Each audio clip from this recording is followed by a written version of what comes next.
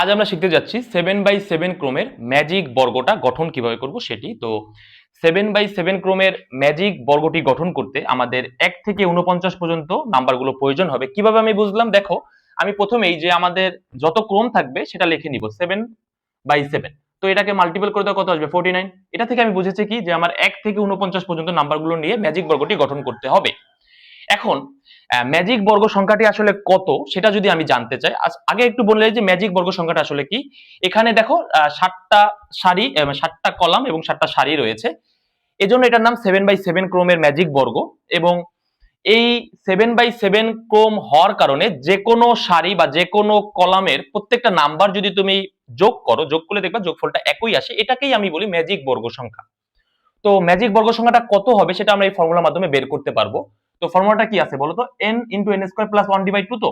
তো এখানে n এর পরিচয় কি? n এর পরিচয় হচ্ছে আমাদের যত ক্রমের ম্যাজিক বর্গ বের করব তত ক্রমটাই আমরা বসাবো। তাহলে n এর ভ্যালু কত? 7। ওকে, আর 7² + 1/2। তাহলে ফাইনালি এখান থেকে কি আসবে? এখান থেকে আসবে 7 মাল্টিপল 7² করলে 41, 49, 49 এর সাথে 1 যদি তুমি প্লাস করো 50, 50/2 করলে আসবে 25।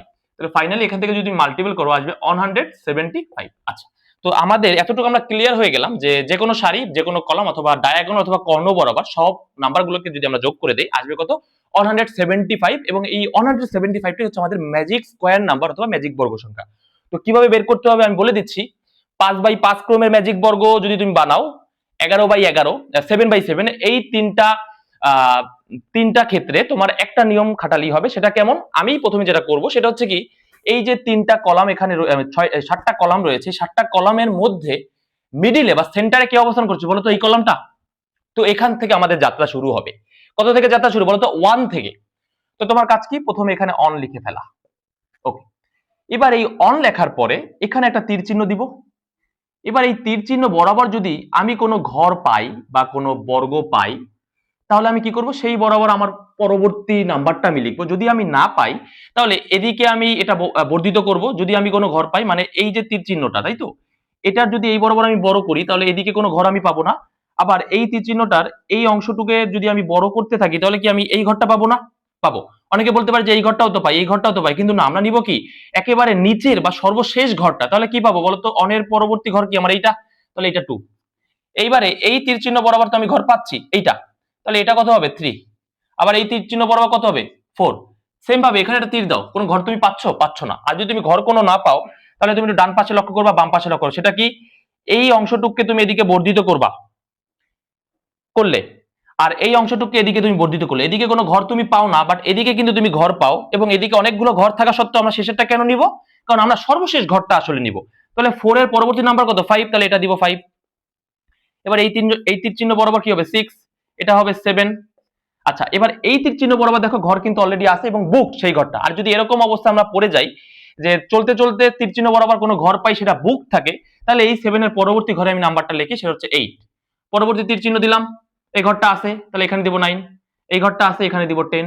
এই ঘরে এখানে কোনো ঘর নাই, না থাকার কারণে আমরা এটাকে এ বরাবর বর্ধিত করব, আবার এটাকে এ বরাবর বর্ধিত করব। দেখো এদিকে বর্ধিত করলে কোনো নাম্বার, কোনো ঘর তুমি পাও না, বাট এদিকে বর্ধিত করলে সবার শেষ ঘরটা কিন্তু এইটা। তাহলে এই ঘরটা কত হবে? 11।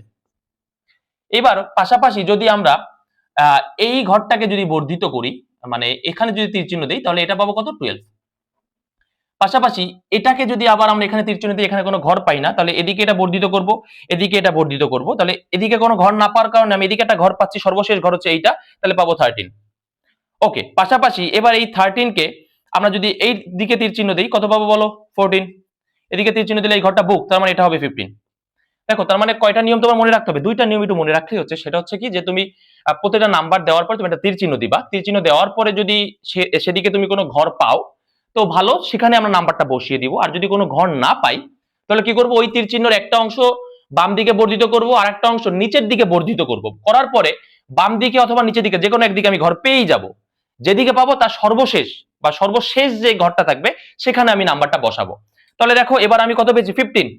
এবার যদি আমি এখানে তীর দেই, এখানে ঘর পাচ্ছি, তাহলে 16। এখানে তীর দিলে পাই এখানে 17। এখানে দিলে পাই এখানে 18। এখানে দিলে পাচ্ছি এখানে 19। এইবারে এখানে তীর দাও, দেখো কোনো ঘর পাচ্ছ না। তাহলে এই অংশটুকু এদিকে বর্ধিত করলে তুমি কোনো ঘর পাবা না। আবার এই অংশটুকু যদি বর্ধিত করো সবার শেষ ঘরটা পাবা তুমি এইটা, তাহলে এটা হবে কত? 20। এবার এদিকে তীর দাও, দেখো এখানে কোনো ঘর পাচ্ছি না। এটাকে যদি নিচের দিকে বর্ধিত করো কোনো ঘর তুমি পাবা না, বাট এটাকে যদি এই দিকে বর্ধিত করো তাহলে এখানে একটা ঘর পাবা, সবার শেষ ঘর। তাহলে এটা কত 21। আবার দেখো এদিকে যদি তীর দাও, এই ঘরটা কিন্তু বুক, তাহলে ঘর যদি বুক থাকে তাহলে আমি বলেছি আমি নিচের দিকে লিখবো, তাহলে কত 22। এবার এদিকে দাও কত 23, এদিকে দাও কত 24, 25, 26, 27, 28। ওকে, দেখো এবার এবার শেষে আমি কি করব, এখানে আবার একটা ঘর দিব। এখানে কোনো ঘর আমি পাচ্ছি না, না পাওয়ার কারণে আমি এই অংশটাকে আবার এদিকে বর্ধিত করলে কোনো ঘর পাবো না, এই অংশটাকে এদিকে বর্ধিত করলেও আমি কোনো ঘর পাচ্ছি না। তাহলে এই অবস্থায় তুমি কি করবা, এই অবস্থায় যদি তুমি কোনো ঘর না পাও, কোনো দিকেই কোনো ঘর যদি না পাও, তাহলে তোমার কাজ কি, কাজ হচ্ছে এটার নিচে লিখে দেওয়া। তাহলে কত 29। আবার এদিকে দাও, এদিকে কোনো ঘর তুমি পাচ্ছ না, তাহলে এটাকে এদিকে বর্ধিত করো, এই একটা ঘর পাবা। এটাকে এদিকে বর্ধিত করলে কোনো ঘর তুমি পাও না, তো এটাকে এদিকে বর্ধিত করে দিয়ে আমি এই ঘরটা পেয়েছি, তাহলে এটা হবে আমার 30। এটাকে এদিকে বর্ধিত করো, দেখো এখানে কোনো ঘর আমি পাচ্ছি না। আবার এদিকে যদি বর্ধিত করে এদিকে কোনো ঘর পাই না, বাট এদিকে যদি আমি নামাই তাহলে এখানে কত পাবো 31। এদিকে দাও 32, এখানে কত 33, এখানে কত 34, এখানে কত 35। এবার দেখো এদিকে যদি তুমি তীর দাও, এই ঘরটা কি বুক না, তাহলে বুক থাকলে কি হবে, নিচের ঘরে বসবে, তাহলে কত 36। এবার এদিকে দাও কত হবে 37। আবার দাও, দেখো এদিকে কোনো ঘর পাচ্ছি না, এটাকে এদিকে বর্ধিত করো, এটাকে এদিকে বর্ধিত করো, দেখো এদিকে একটা ঘর পাচ্ছ, তাহলে কত 37 এর পরে কত হবে 38। এটাকে বর্ধিত করো, দেখো একটা ঘর পাওয়া যাচ্ছে, তাহলে 39। এবার এদিকে দাও, কোনো ঘর পাচ্ছ না, তার মানে কি হবে বলো, এটাকে এদিকে বর্ধিত করবা, এটাকে এদিকে বর্ধিত করবা, এদিকে বর্ধিত করলে একটা ঘর কিন্তু আমি পাচ্ছি, তার মানে এটা হবে কত 40। এবারে দেখো এটাকে যদি এদিকে দেই 41, এটাকে এদিকে দাও 42। এবার দেখো এদিকে কিন্তু ঘর বুক, আর আমি বলেছি যদি ঘর বুক থাকে তাহলে নিচে লিখবো 43। এবার এদিকে কিন্তু ঘর পাচ্ছি, তাহলে কি 44। এদিকে ঘর পাচ্ছি, তাহলে কি বলো 45। এবার দেখো এদিকে কোনো ঘর পাই কি, পাই না। যদি ঘর না পাই তাহলে কি করবো, এদিকে বর্ধিত করবো, এদিকে বর্ধিত করবো, এদিকে বর্ধিত করে সর্বশেষ একটা ঘর আমি পেয়ে যাচ্ছি, তাহলে এটা কত 46। এবার এদিকে দাও কত হবে 47, এদিকে দাও কত হবে 48। আবার এদিকে দাও, দেখো ঘর পাচ্ছ না, তাহলে এদিকে বর্ধিত করলে তুমি কোনো ঘর পাও না, এদিকে যদি নিচের দিকে বর্ধিত করে সবার শেষ একটা ঘর তুমি পাও, সেটা কত বলো তো 49। দেখো 1 থেকে 49 পর্যন্ত সবাইকে কিন্তু আমি লিখে ফেলেছি। তো এটাই কিন্তু হয়ে গেল, অলরেডি কিন্তু আমরা ম্যাজিক বর্গটি কিন্তু বানিয়ে ফেলেছি বা অ্যারেঞ্জ করে ফেলেছি, সকল নাম্বারগুলোকে কিন্তু আমি সাজিয়ে ফেলেছি।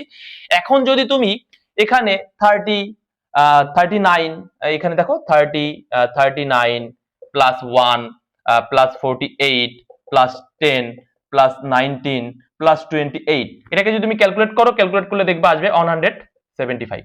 এবং সেম ভাবে যে কোনো কলাম নাও, যে কোনো কলাম, এখানে যে কোনো কলাম তোমার মন মতো, বা যে কোনো সারি নাও, বা যে কোনো ডায়াগোনাল বা যে কোনো কর্ণ নাও, নিয়ে সবাইকে যোগ করে দেখবা 175 আসবে। তো এটাই হচ্ছে আমার সেই ম্যাজিক সংখ্যাটি বা ম্যাজিক বর্গ সংখ্যাটি। সেটা পেয়েছি কার মাধ্যমে, এই বর্গটির মাধ্যমে পেয়েছি, এজন্য এই বর্গটিকে আমি বলি ম্যাজিক বর্গ। এবং এই ম্যাজিক বর্গের মাধ্যমে যে সংখ্যাগুলো আমরা পাই বা যে একটা নির্দিষ্ট সংখ্যা পাচ্ছি, সেটা হচ্ছে আমাদের ম্যাজিক বর্গ সংখ্যা।